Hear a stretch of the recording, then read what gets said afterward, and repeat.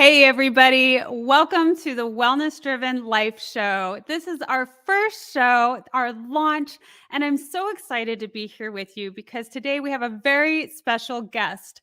So lock in your seats and share it with all of your friends and family. We're about to go on the Wellness Driven ride.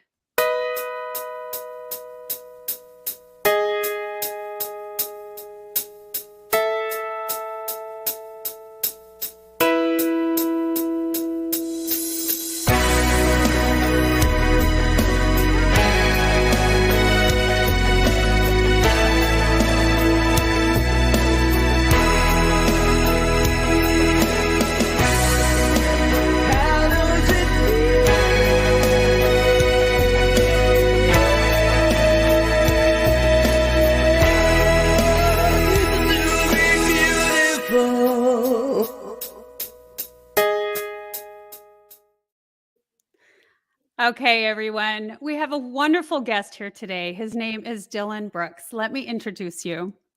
Dillon Brooks is a self-described citizen scientist based in Colorado. Dillon has created a sizable online community with nearly 200,000 like-minded people looking to empower their lives by becoming citizen scientists. Dillon is passionate about helping to shape a new world built on love, empathy, and community. People focus less on material possessions and more on the invisible rainbow of heart energy, frequency, and vibration in that new world. Dillon's primary goal is to help inspire and empower people to wake up and be happy. Dillon and his dad are also patented inventors who created the Delta table to help bring people closer to in-person events. Please help me welcome Dillon Brooks. Hey, April, how's it going? Good. Hi, Dillon. It's great to see you. Thank you for being here today. Yeah, thanks for having me. That intro was pretty sweet, really professional. Loved that. Well, I love what you're doing, and that's the reason that you're here on the show today. And so can you tell us a little bit about, citizen scientist and invisible rainbow? Just tell us how you got started. What's the beginning? Yeah, so it all started on one rainy day. So I'll just kind of break down what citizen scientist means to me and what it means to the community of people that have joined it and what we're trying to do. So I like to break it down into the two words citizen and scientist. Citizen is anyone who's a recognized community member where they live. So that's basically every human being. And then the definition of a scientist is anyone who systematically gathers data and information. Based on that information, creates a hypothesis, runs that test, and gets a result. And everybody has done that in their life. We've all thought of a different diet that we wanted to implement and thought, if I eat this diet for 2 weeks, I'll lose 5 pounds. Or if I run a mile each day, I'll lose 5 pounds. And then you follow through for those 2 weeks and then you get a result. So the message is to empower everyone that science is not off limits to anyone, that you are a self-scientist, you are a citizen scientist. And I hope one day when people, think about who they are, they go, I'm a dad, I'm a brother, I'm a husband, I'm an electrician, and I'm a citizen scientist, because I think it's very empowering to help this idea of bringing your power back, empowering yourself. Okay. Yeah, I love that. And you've created this huge movement along those lines. And wow, that's really, really inspiring. And I remember the first time that I came into contact with you and I listened to a podcast that you were on, and I was just fascinated by what you were doing.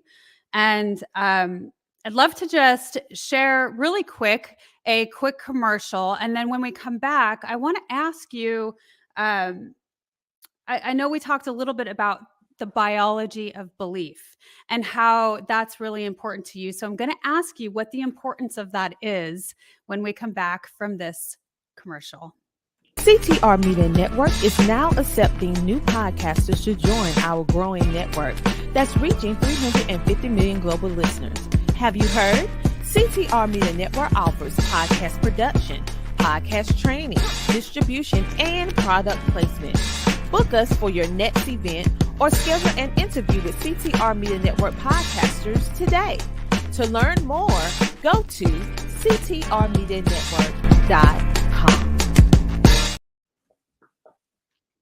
Okay, so Dillon, let me know. Yes, so CTM Network is actually a platform that I partner with, and I'm really excited about that because they help boost out all of this content on a pretty world scale. So that's great. And so the information that you're sharing is pretty powerful, and I know that you and I both are very interested in getting it out. And so again, going back, what is the biology of belief and what is the importance of that? Yeah, so the biology of belief is exactly what it means, but it's so fundamentally powerful to everybody's life. And it's the idea of literally your beliefs, which in turn is your thoughts, your belief system, literally controls your health and your biology. And we're on the Wellness Driven Life show, so I couldn't think of a better way to empower people because it's free to change your beliefs. You don't need resources to change your beliefs. You can do it right now. And it controls basically the entire mechanism of your body. And I think the best way to describe it so that everybody can understand is going through an experiment that was done by Dr. Bruce Lipton, who's a cell biologist. In 1967, he was experimenting with stem cells. Okay.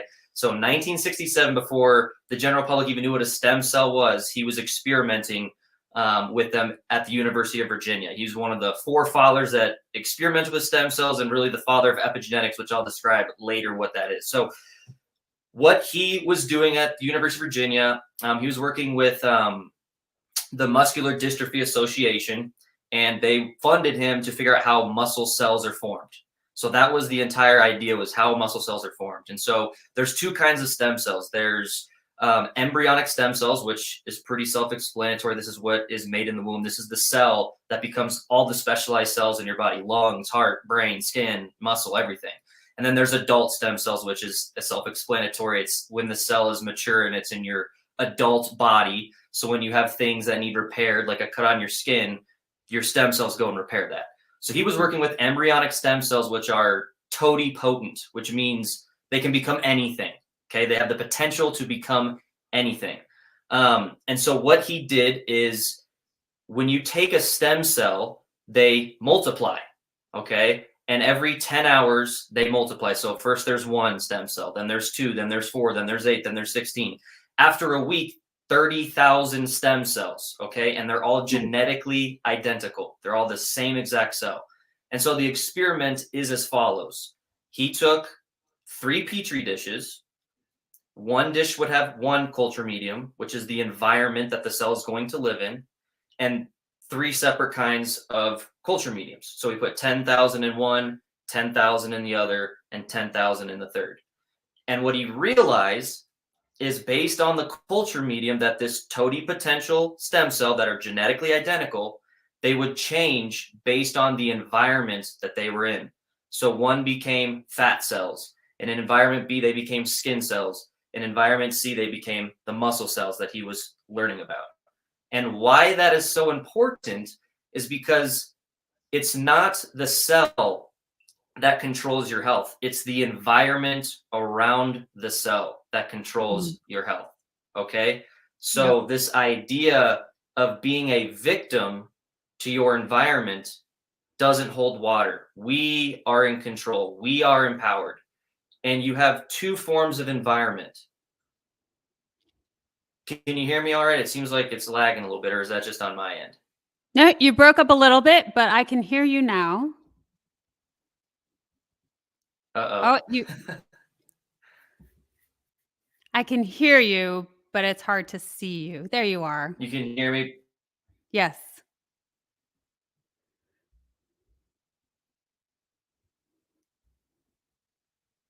Stand by.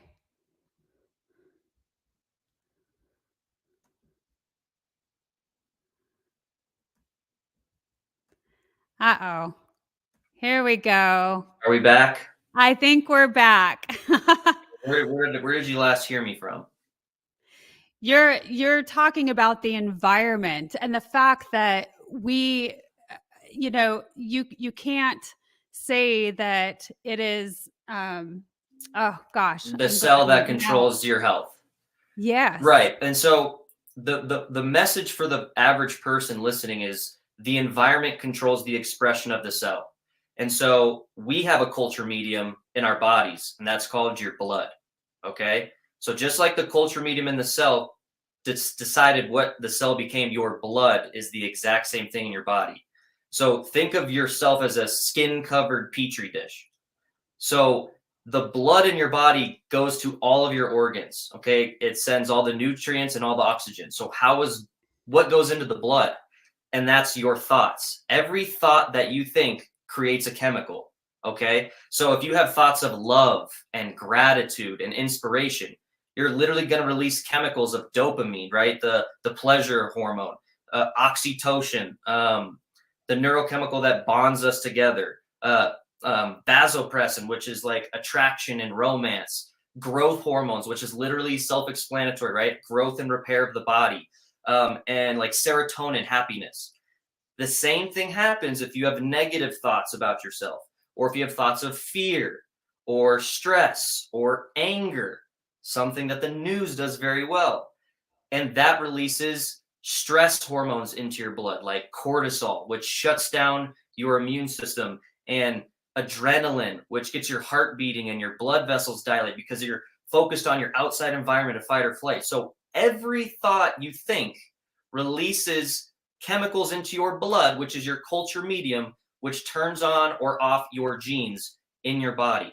And we've had so many scientists corroborate this, that 90% of doctor office visits are created from stress alone. So it is so important to mind your thoughts, because they have a literal chemical effect inside of your body, which is why the biology of belief is exactly what it says. Less than 5% of illness is created from genes. The other 95% is through stress and your thoughts and the images that are in your head. So it's very important to mind your beliefs. Think about where they came from. Did they come from your mom, your dad, your pastor, your teacher, the news, politicians?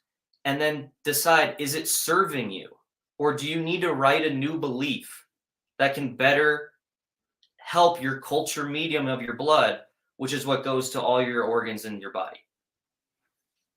Wow, that's fascinating. And so really what you're saying is that's constantly changing. I mean, when you are describing the cells, the stem cells, they're constantly evolving. Yes, and just your cells in your body, because as an adult, you're no longer embryonic stem cells. They're now specialized, right? They're your lung cells, your skin cells, your fat cells. So they're already doing their specialized job. So that's what's feeding to them. And the reason it's so important is because you have so many people that think that they have depression and something's wrong with them, or they have anxiety and something's wrong with them. It's your fault. And so you need to go to the doctor and you need to take drugs. It doesn't matter. It's not the cell's fault. It's not your fault. If you are in a sick environment, okay, we can use America, for example. We have lots of issues here, lots of environmental issues, lots of fear and all that. No amount of drug is going to help a cell in a sick environment. You have to fix the environment around the cell, or you have to move the cell to a healthy environment and it will become healthy. And that's the same analogy for human beings. If a human being is in a sick environment, no amount of drugs is going to make it healthy. It has to change the environment around it into a healthy environment, or has to literally, as a human, move to a healthier environment, and then you will become healthy. So it's this entire idea of your external environment, of what's going on around you, where you're living, the people that are in your life, and your internal environment of your thoughts, and then the food you eat. Yes, I recall some conversations that we've had in the past. And really what you're saying is our external environments, create the thought patterns, and that is all has an internal effect, and it's all linked together. And I remember our discussion the last time we spoke, and you were very fascinated when I talked to you about the broken window theory. And so I learned about that when I was I was studying criminal justice. And the broken window theory essentially is when there is an area that is, um, it doesn't look good. There's broken windows and it's just kind of a trashy, unkept. There's no pride attached to it. And those areas are higher crime areas. And so there's more violence attached to that. So this external environment, when it's in chaos, it doesn't create good things. And vice versa, when you start picking it up and you start putting pride behind it and you fix those broken windows, then it changes and people start changing, and then there's less crime. And so I feel like there's so many different ways that we are able to describe and explain this process and how connected we really are. 100%. And there's so many analogies and examples we intuitively see in our everyday life, from your 5 most kept friends, or the cleanliness of your house. I think we've all woken up one day and been like, I can't even think about anything else until I clean my house, because this cluttered house is an analogy of my cluttered brain and I can't focus. So we intuitively know it, we feel it, and now we're starting to be able to put the science and the definitions behind it so that it can be understood by the average person who's working 9 to 5 and doesn't have the ability to sift through PubMed's 27 million peer-reviewed studies. And I think it's just such an empowering concept of the idea of, being your own citizen scientist and implementing just a few days of changing your environment, whether it's the thoughts that you think, the foods that you eat, the routine that you do, 10 minutes of exercise, maybe 10 minutes of meditation, and see the results in not only your physical health, but your mental health as well. Yes. Now, Dillon, I see that you have many books and you're obviously very well spoken. You're very passionate. You know about these topics. Can you tell me, do you have like a list of books that you recommend, or are we supposed to just zoom in real close? How do we how do we pick your brain? Yeah, so we could be here all day. I could give you just a breakdown on all these books. And the reason I have these books here, I have about another 50 on the floor. I couldn't fit them all on the wall. But these are kind of like the main ones. And I hope that maybe someone sees a book cover or title and gets curious and just orders it on Amazon for $15. Okay, very cheap, very easy to get your hands on, because they can change your life. They did for me, and that's why they're on the wall. Because if they could create a paradigm shift for me, I know they can for you. So just a few books that I would recommend to someone that's starting this journey of self-empowerment, of self-help, whatever you want to call it, would be this one here called The 4 Agreements. Really easy read, 150 pages. You could read it in a few days. And it just goes over 4 main agreements that you can live your life by that lessen stress and make you feel like you have the control of your life back. And then one for your audience, which is about wellness, would be the book right next to it, which is You Are the Placebo, which is exactly what we were talking about with, the idea of the biology belief. Because again, right, like the chemistry released by your brain goes into the blood, and that complements the perceptions and beliefs that you hold in your mind.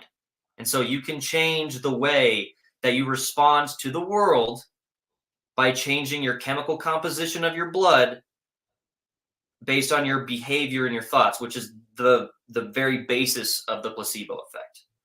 The thoughts create the physiological response. Right, because every drug that you have right now that your doctor prescribes or that you go buy goes through placebo trials. And what that means is they take their drug that's to treat depression, anxiety, whatever, and they test it against a sugar pill that has nothing. And they give the sugar pill to half the group and they give the real drug to half the group. And the results almost every single time, around 50%, this is not a joke, around 50% of the people who get a sugar pill get the same positive effects of the drug and the same negative side effects of the drug. And the reason is because of the beliefs and the expectations they have around what they thought was the real drug. So when you have an expert doctor saying, if you take this pill, you're going to have relief of your back spasms. You're going to feel really good, but there's side effects of nausea, diarrhea, vomiting, because you accept and believe and surrender to that expert telling you your body has it. So the idea is, why have an external pill to trick yourself into having these effects in your body, when in reality it's your beliefs? You don't need a fake pill or real pill. You are the placebo. You can decide based on your beliefs and perceptions. So it's a very empowering concept. Yeah, that's definitely one of my favorite books. It's just so powerful, and what our perception is, what society's perceptions and beliefs are. When we all come together and we come to a general consensus on something, I mean, it's so easy for society to believe in that. And, you know, is it a good one? Does it benefit us? Or does it not? So, yes, those are excellent recommendations. Thank you for that. So, The Placebo by Dr. Joe Dispenza, and also The Four Agreements by, remind me, I have it. I just forgot. Don Miguel Ruiz. Don Miguel Ruiz. Yes. And these are $10 on Amazon that could be on your doorstep in the next 24 hours. Yes. Powerful books. Okay, great. Thank you so much for giving that amazing intel. We're going to go to another commercial. And when we come back, I would love to ask you about the description, your description of the invisible rainbow. And we'll start talking a little bit about that. Sounds good. Hi, I'm April Hove, the managing director of the Fort Worth, Texas chapter of eWomen Network. I'm so excited that you stopped to watch this video. I've got good news for you. You have just discovered an international network of women entrepreneurs who are committed to helping you achieve, succeed, and prosper. We are on a mission to help 1 million women entrepreneurs each achieve $1 million in annual revenue. Here at eWomen Network, we have a complete success system that supports you every step of the way in building and growing your business. You being here right now is no accident. We're supposed to know about you. We want to meet you to find out how we can help you, as well as learn about what you have to offer.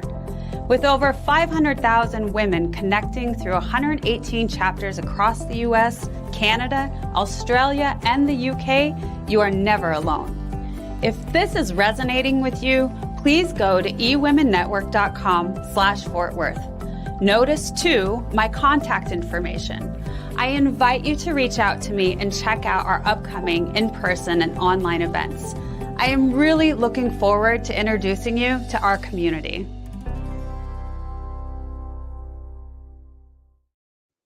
All right. So, coming back, Dillon, tell me a little bit about the description of an invisible rainbow.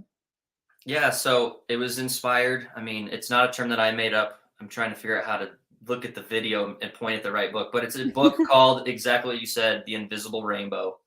An incredible, exceptional read for anybody that's interested on the inception of electricity, which started in the 1700s, and how we've gone from literally starting with electricity, which was in a glass chamber and people were shocking themselves for entertainment. Literally, this is what happened in the 1700s. When we discovered electricity, the people who discovered electricity said it's dangerous and stay away. And what did we human beings do? We started lining up to shock ourselves with it as a form of entertainment. So it's an incredible understanding of how we got to where we are right now, where we're able to communicate with HD, perfect sound in real time across the world, right? And that's exactly what the book is about. It's about the invisible rainbow. So what am I referring to by that? There is a thing called the electromagnetic spectrum. And that consists of visible light, which we see when we look outside and see a beautiful rainbow. But what most people don't understand is that that is less than 1% of the entire electromagnetic frequency spectrum. Which means I just want you to repeat that. Less than 1%? Less than 1%. It's actually like 0.0046% of the entire spectrum. So what we really need to understand and spend more time, it's just like looking up into the stars and going, wow, it's so vast out there. I can't even, imagine how tiny I am in the universe. The electromagnetic spectrum of everything that is going on around us is so vast that if we could perceive it with our senses, you would just see blackness in front of your face. And what I'm referring to is radio waves. When you get in the car, you turn on the radio. When you use your cell phone and call someone across the planet, when you FaceTime while connecting at the same time to the Bluetooth iPod headphones in your head, while watching a YouTube video, while sending a text message, while heating up your food with invisible microwaves. It goes on and on, while pointing your remote at your TV to change the channel. These are all invisible forms of frequency that control our everyday life that we don't really think about. And yet it's our everyday life. And what is so powerful is that our body, our atoms, our heart resonates an electromagnetic frequency vibration. And it's what a company that I'm working with, Heart Math Institute, has spent the last 30 years trying to prove. And with the technology that we now have, we are now being able to show it in real time, where sensors outside of the body up to 3 feet can sense your heart vibration. And so it's this idea that we are all communicating with the sixth sense, an invisible wave of information beyond our awareness from our heart. And we in our society refer to this as good vibes and bad vibes. We've all been there. We've all gone into a room or a place, a business, and gone, I have really good vibes or I have really bad vibes. We've all had someone walk in the door without them saying anything, and we can just feel, uh-oh, that guy's mad because of the vibration that we have. If anybody has a dog or a cat, if you've ever been angry, they'll sometimes run up to you and start licking you because they can feel and sense this invisible wave of information coming from your heart. And so it's this paradigm shift. And Tesla said it all the time, who invented 85 different things, including the radio. You have to think in terms of energy, frequency, and vibration to understand the concepts of the universe. And we're now seeing this shift with quantum physics, quantum entanglement. What we're learning from the CERN Center is life is a lot more like a Marvel movie than what we've been led to believe, in the sense of just work, eat, sleep, repeat, and then die. There is some very incredible phenomena going on, and the more that we can focus on energy, frequency, and vibration, something that is invisible to our senses, that controls our everyday life with our cell phones, the more empowerment you're going to get and understand about the human body. And it's the information is so vast and growing every day. It's a really exciting time to be alive, to then be able to implement it into your meditations, into your breathing, into your beliefs, right? So I've heard you talk a lot about how we have so much power at our fingertips with the, internet, all of this plethora of information. And so it's a very powerful and unique time. And I think that you really try to talk about that with your audience that you have built. Can you tell me a little bit about why you feel that way and why there shouldn't be an excuse? Absolutely. Yeah. I would love to. So this starts with a history lesson. All right. So before the 1900s, there wasn't really a term called scientist. You were just a wise person that was interested in knowledge. And so people would get together and they would just talk about knowledge and just share insights that they had, because there's no internet. So you have to actually go out and talk to people in person. I know that's a crazy concept. And then in the 1900s, government started getting huge budgets. Universities were formed that now started having research budgets. And so this idea of a professional scientist was born, where these wisdom seekers were now being paid to come to the university or to the governments to do research on their behalf. And because they were getting paid to do research, they were professional scientists. And the people that were just interested in wisdom were now amateur scientists. And back then that made sense because there was no internet. So you needed laboratories, and you needed lots of funding, and you needed access to institutions and locations to learn and perform science. Well, things have changed.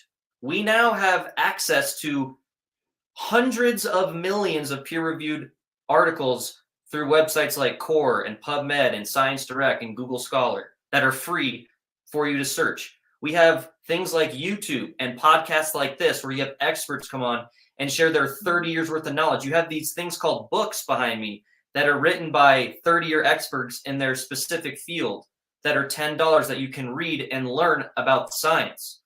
And so citizen science was a term coined in the 1970s by people that were going to help professional scientists, because there's so much sciences out there to discover, from microbiology to everything in between. They needed the help of regular humans to go outside and pick their grass and take photos of the insects in their backyard and then send it to laboratories to be investigated. And so no longer is science off limits to anybody anymore, because it's free, it's accessible, it's instant. There's a video on YouTube for everything. You can watch a heart surgery on YouTube. You can go to you can literally search Harvard classes, and there's 2-hour seminars as if you're in the class. And so it's, again, this idea that science is not off limits to anybody. And so it's going to sound offensive, but in 2023, ignorance is a choice. You can decide to come home and drink beer and smoke weed and play video games and watch TV, or you can decide to take 30 minutes of your day and watch a video by an expert describe something that you're curious about and empower yourself, whether that's exercise, diet, morning routines, biology of belief, electromagnetic frequency, how your cell phone works, all of those things in between. So it's an idea that I'm passionate about, and I really want to push the younger generation to be more curious, because you no longer just have a question, you have an immediate answer. And by knowing the information gives you so much more knowledge. When you learn new things, you can start having new thoughts. And when you have new thoughts, you make new choices. And when you make new choices, you exude different habits, which leads to different experiences, which leads to different emotions, which is the vibration, right? Emotion means energy and motion, which then triggers a new thought, which can start getting you out of that rut and start propelling you towards the path and the desired reality that you want. And so that's really where the message comes from.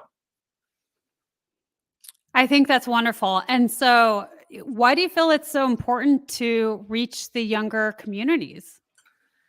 Because, I think everybody's life was shooken up with COVID, right? I mean, this is 2 years where the world was shut down.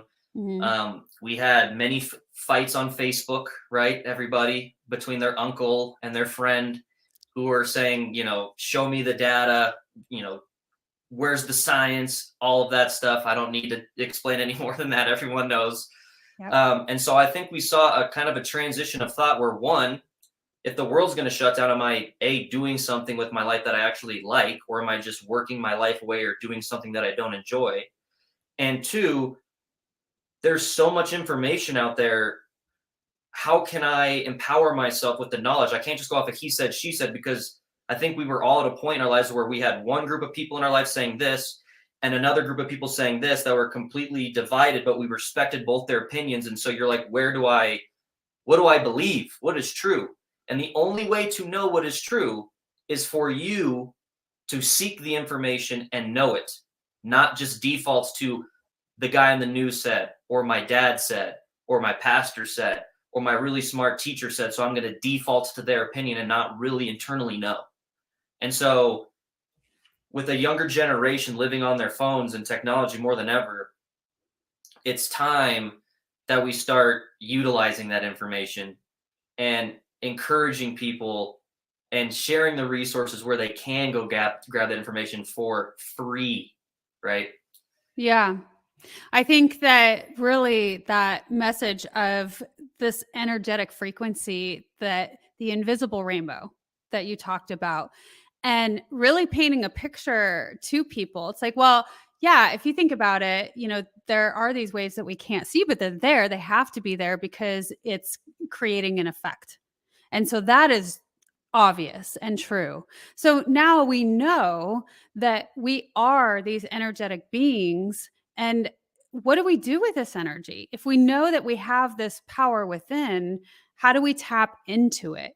And so I want to go back into when you talk about helping shape the world, a new world built on love, empathy, and community. What is that telling people? And again, how are we tapping into that energy? And is it through those things, love, empathy?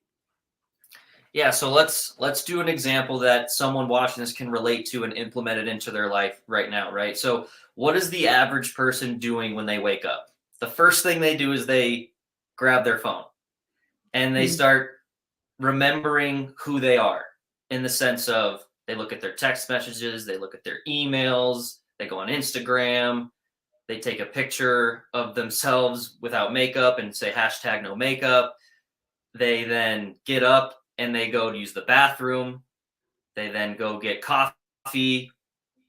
They then get dressed in the same way they do. They do these routine behaviors. They drive to school or they drive to work in the exact same way. They sit next to the same people that push their same emotional buttons. They then drive back home in the exact same way. They eat one of the same 3 fast food meals, right? And then they sit Mhm. down in the same spot in their home, whether it's the same seat in their couch, and they watch the same TV show, one of the 5 TV shows they like to watch. And while they're doing these same routine behaviors over and over and over again, they're secretly wishing for something to change in their life. They're secretly wishing for a new job, a new relationship, a new experience, more money, a car, a house.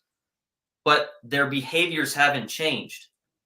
So, how do you create a new personal reality? So, you have to reverse engineer the whole thing. So, if you want a new personal reality of being famous, an influencer, have lots of money, a new relationship, a career job that you love, you have to create a new personality. You have to literally become a different part of you. What makes up your personality? Your state of being, your habitual state of being every day. And how do you change that state of being of habits? How you think, how you act, and how you feel. And what's the Mhm. best way to get into your subconscious operating system of how you think, act, and feel? It's through closing your eyes, focusing on your breath, and turning off all the stimulus from your outside environment and going into your internal environment, which we just talked about was the biology belief. And so through meditation and breathing and focusing on the vibration, the frequency of your thoughts, you can then go back through that reverse engineering. You can change your thoughts, your actions, your habits, create a new state of being, change your personality through daily repetition of new habits, and create a personal reality that you desire. And it all comes back to sitting in one spot, breathing, and focusing on the vibration and frequency of the thoughts that you're thinking and exuding, and how you want to act and how you want to feel. It's basically signaling the event or signaling the emotion ahead of the event. So imagining what it feels like to win the Yep. lottery, imagining how you would feel if you were in a relationship that you loved, feeling as though you have that career. And what happens is when you can create those emotions before an event happens, you realize you no longer need that event to happen. So it's a very empowering routine that you can do just by closing your eyes, destimulating from the external environment, and focusing on the invisible rainbow of the electromagnetic frequency vibration of your body, your mind, your thoughts, and your heart. Yeah, it's kind of like now I'm like focusing on going into that wave, that field, that invisible field, and what would that be like? And it's like the nothingness. And I'm so glad that you talked about the power of breath and also put the feeling behind that too, because that's really where we go into the creative states, is when we put the thought and the feeling together. And then when we focus on that breath work and we just calm ourselves down, it just really physically creates this huge change. And we can't get to a creative state if we're not relaxed. And so we cannot possibly be in a creative state when we're in a high stress situation. And nowadays everything is so fast paced. It's like we're living in that high stress all the time, and our bodies just were not designed to be that. So that's very cool that you went that direction. I can only imagine how it may be challenging to get some points across or descriptions to younger minds, and in an easy way, just to be able to share this knowledge with others. So we're going to go to another quick commercial, and I want to ask you when we come back, what was the most exciting thing you discovered while doing citizen science? I'm very curious about that, and I'm excited to hear it. So we'll share that when we get back. And I'm going to show a commercial from my coach that showed me how to do this. She's amazing. And here she is with Les Brown himself. Hello, everyone. I am Kim Jacobs, the host of The Kim Jacobs Show. And you all know who's right here with me, Dr. Les Brown. How are you, Dr. Brown? I'm blessed and highly favored. Ladies and gentlemen, this is the time you want to give yourself a competitive edge. If you got a message, you have some knowledge or experience, a story, or if you want to do something adventurous and exciting with your life that can increase your credibility, expose you to millions of people, I'm encouraging you to have your own talk show. I used to have a talk show. That one talk show catapulted me to another level. Now there are more people watching the internet, as you are aware, than television. Yes. Come on, somebody. That's right. Dr. Kim Jacobs, she trained people on how to have their own talk show. She will train you how to do that. And now with me working, partnering with her, now you have the combination of an audience, expansive audience. We have over 4 million people in all of our platforms, and the coaching you need to grow your business, to grow your multi-level marketing organization, to draw more attention to yourself in this noisy economy. Go ahead, Kim. So in the training that I do, Les, I actually do a 6-week training. It's 1 hour per week. And each week I meet with the individuals one-on-one. We go through and we talk about all of the things that's necessary for a show to become a reality. We go from how to actually identify your focus area, what's going to be your ideal customer that's going to be tuning in. We'll talk about how to get guests, how to get sponsorship, how to go about getting your lighting, your branding, and your banners, and everything that you need to know. And guess what, Les? They own their own content at the end of the day. And that's exciting. Now, if you're ready to create a shift in your business and in your life and increase your cash flow, I want you to go to KimJacobsConsulting.com. It's right there on the screen, KimJacobsConsulting.com. You know, people say opportunity knocks on every door. Right. No. Opportunity stands by silently waiting for you to recognize it. So I want you to recognize that this is a time for you. This is an incredible time to have your own talk show. It establishes a level of credibility. Yes. And by being exposed to people on a regular basis, it allows you to strategically begin to impact and attract your audience. She can take you in a place in yourself that you can't go by yourself. So go to KimJacobsConsulting.com. That's KimJacobsConsulting.com. Did I say KimJacobsConsulting.com? Yes, you did. Very good. Make sure you go there and sign up for the coaching, and we're looking forward to working with you. You have something special. You have greatness within you. That's my story, and that's Kim's story, and we're sticking to it. Bye for now. Bye-bye. Les Brown is such a character, and Kim is fabulous. So I Where am I have to supposed to give. go? To kimjacobsconsulting.com? Yes, I have it scrolling on the bottom, www.kimjacobsconsulting.com. She is fabulous, and I highly recommend her. I mean, if you're a business or a person that wants to really boost your exposure online and go out of your comfort zone, that's the way to do it. And she's such a beautiful guide. And so, anyway, I want to go jump back into you and tell me, what was the most exciting thing that you discovered while doing citizen scientists?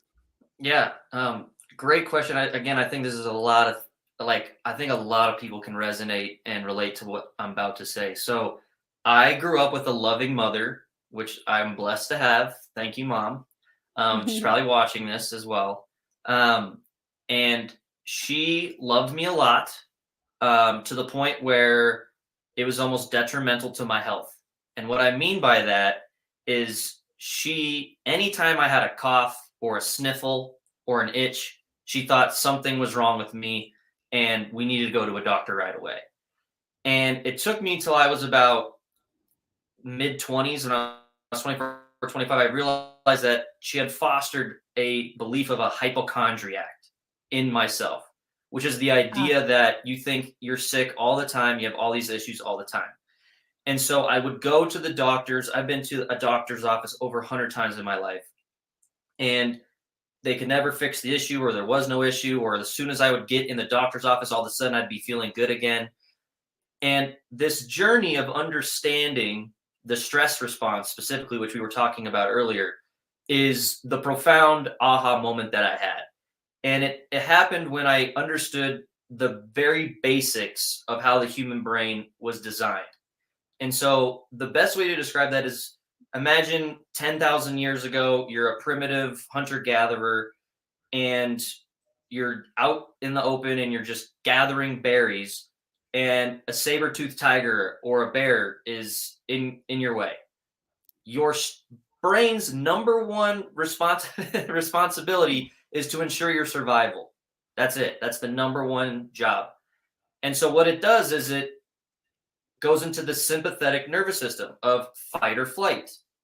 And what that means is when you're stressed and there's a threat in your environment, all the blood that's in your visceral organs, your heart, lungs, goes to your extremities to run or to fight. And so it quite literally shuts down your immune system, which is what fights off disease and illness, and growth and repair, which is what creates vibrance and health. And then when the event is over, after you beat up that bear or you got away, the stress response stops. You go into your parasympathetic nervous system, which, how I remember it, is parasympathetic system. Grab a pair of pajamas and relax. And that is your system of rest and relax, of rest and digest, of growth and repair. I love that. I just want to have you say that one more time, because it's the first time I've heard that. That's how I remember things. I try and make an analogy. So sympathetic nervous system, fight or flight. Parasympathetic nervous system is grab a pair of pajamas and rest and relax. Yeah. So 10,000 years ago, when you got away from that threat, you could rest, and your blood would come back to your visceral organs. Your immune system would come back on and fight any bacterial, virus infections, growth and repair, the whole thing, and you're back to being healthy. Well, fast forward to today, we don't have threats of bears in our everyday life. But what we do have is consistent micro stressors of school, work, family, friends, finances, bills, healthcare, politics, news, COVID, every car insurance, everything in between. And so you're constantly stressed. And so it's like that sympathetic nervous system, as if you're being attacked by a bear, is on all day, 24/7, 365, which means you're in consistent fight or flight, which means your blood is in your extremities, which means you're not fighting off disease and you're not in growth, which is why you see so much chronic illness, is because we are in stress. And so for me, it was understanding that and going, this is why it's worth it for me to close my eyes and slow down my breathing and go into a non-stress parasympathetic state so that I can turn off the stress response so I can stop being sick. And that was the biggest lesson I learned, because for me, with so much opportunity cost in this world, right? There's watch TikTok videos, video games, watch TV, this new thing, that new thing. It's go, go, go, go, go, do this, do this, do this. And in my head, I was like, why would I slow down and close my eyes? That's so silly. There's no science behind it. I'm not a yogi monk. I'm not religious. It is simply to put yourself in a parasympathetic state so that you can stop being sick and stop being stressed. And I think we're all sick and tired of being sick and tired and being stressed. And so that was the fundamental paradigm shift that I had, to watch my breathing, watch my thoughts, and mind the stressors in my environment so that I could live a healthy and happy life of growth and repair and no more doctor visits. Yes, because you can continue in a growth and repair. So tell me, how old were you when you came to this? 24, and I'm almost 30 now. Okay. So I just went back to that because I know that you're very geared towards these younger generations. And so I thought to myself, well, you must have been influenced at a younger age and thought to yourself, how can I be of assistance to somebody when I was in that place of unknowing and then coming to this revelation. Yeah, So that's very powerful. I want to ask you, as we come to our ending time here, can you tell me, what do you think the new world will look like? Well, it comes down to this. Again, we just came off a very traumatic, stressful experience with COVID. I mean, the world was literally shut down. They stopped sporting events. Okay. And I think everybody kind of felt overwhelmed at that time, especially I couldn't imagine being a teenager at that time. And you want to go, how can I fix the world? How can I help? It's so overwhelming. What can I do as an 18-year-old, as a 22-year-old, as a 34? How can I, as one person, make a difference in the world? Right? In order for me to do a lot of work, I need to quit my job and literally go outside and pick up weeds and trash and talk to people. Can't do that in a capital world. You got to make money. I want to help, rebuild a building or give to people, but that requires resources and money. Okay. So our time and our money is tied up in surviving in this capitalistic system of paying bills and getting food and all that stuff. So how can we create the world that we want to live in without feeling overwhelmed? And it's going to sound cliche, but if you want to change the world, you quite literally, the best way is to change yourself. Yes. Which goes into doing the work internally. I know I sound like a broken record, of going back and closing your eyes and figuring out, where did your belief systems come? What is stressing you? How to minimize the stress, how to change your belief systems, how to cement a new idea to accept, believe, and surrender to. Because you can't calm the storm, but you can calm yourself. And so I bring it to this example. Think about waking up, turning on the news, and watching 3 stories about the local car accidents and traffic jams and the people that got injured in those car accidents and the homicide and the people that were killed the night before in a city that was 60 miles north, and then going to the grocery store. What state are you going to be in? You're going to be in a very stressful, observant state, because now you've been programmed. Oh my gosh, someone could have a gun in this grocery store. Someone could hurt me. There's so much violence and bad things happening because that's what the news is sharing with me.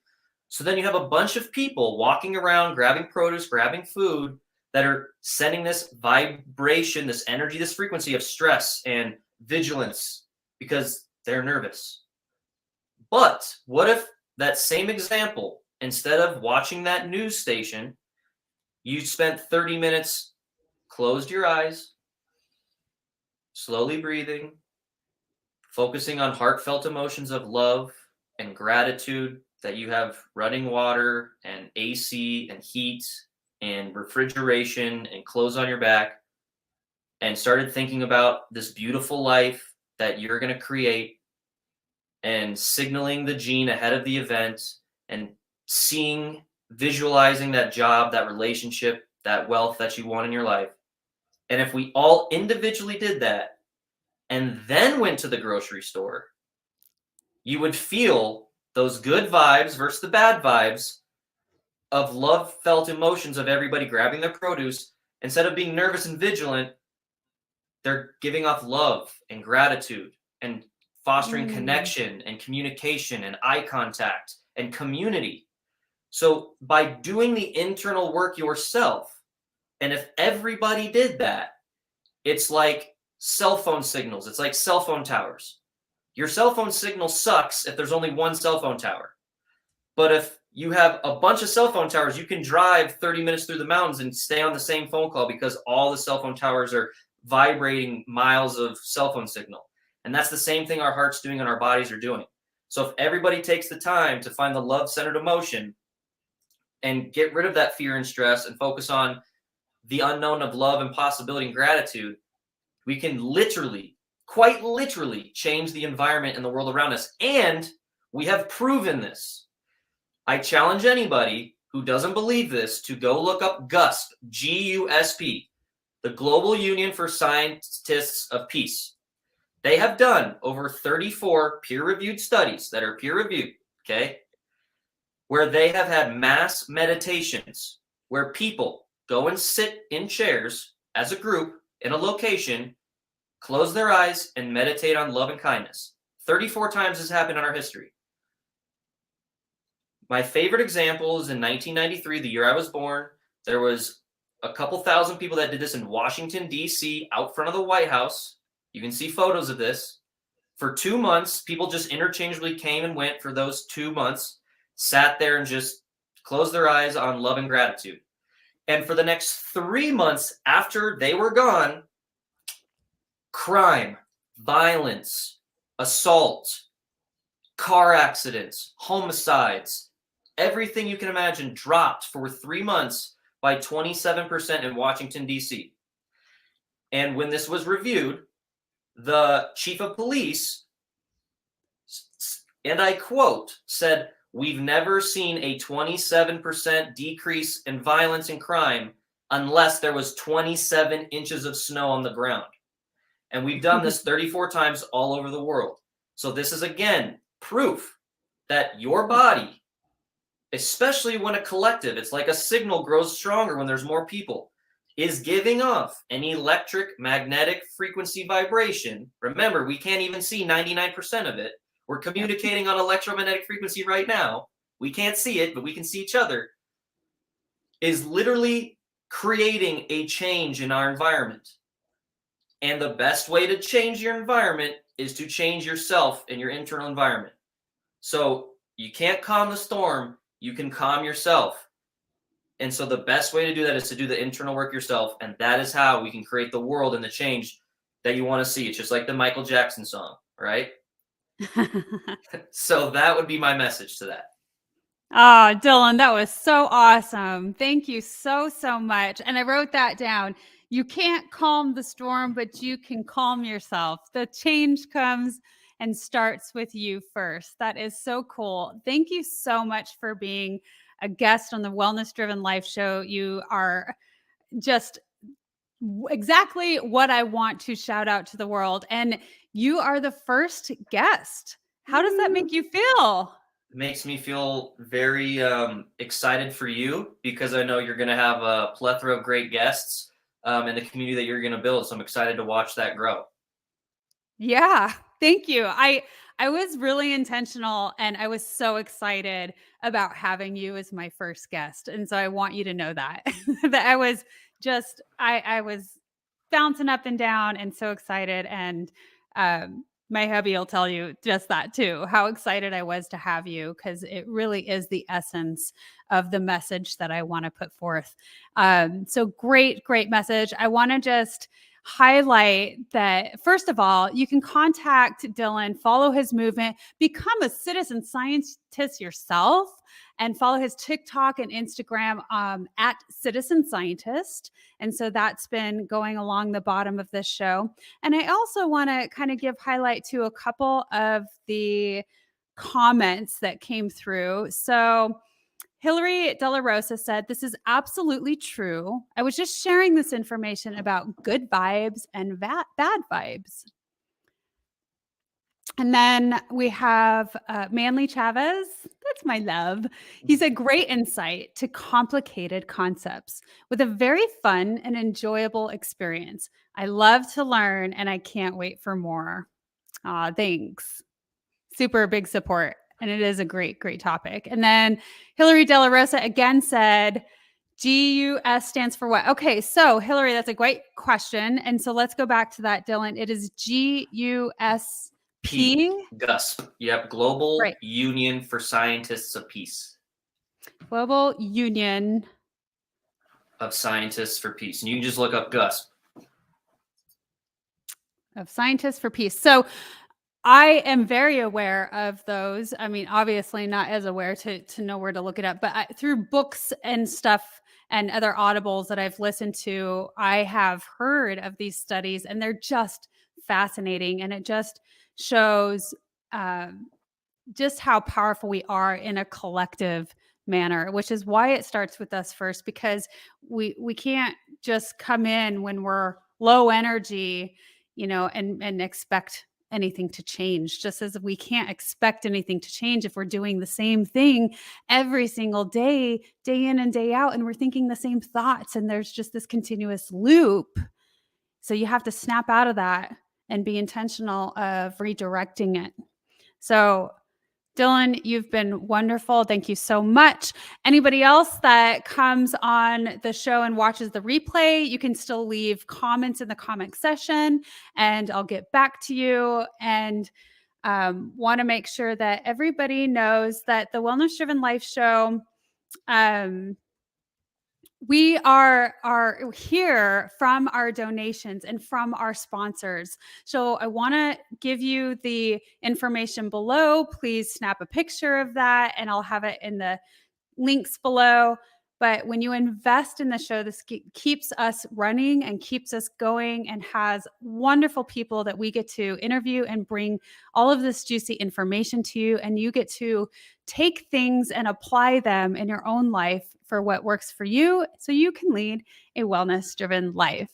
Okay, thanks, Dillon. I'm going to ask you to stay backstage, and I appreciate you again. I think all of our listeners really enjoyed the content. And I'm going to end with a closing, and we will see everyone tomorrow.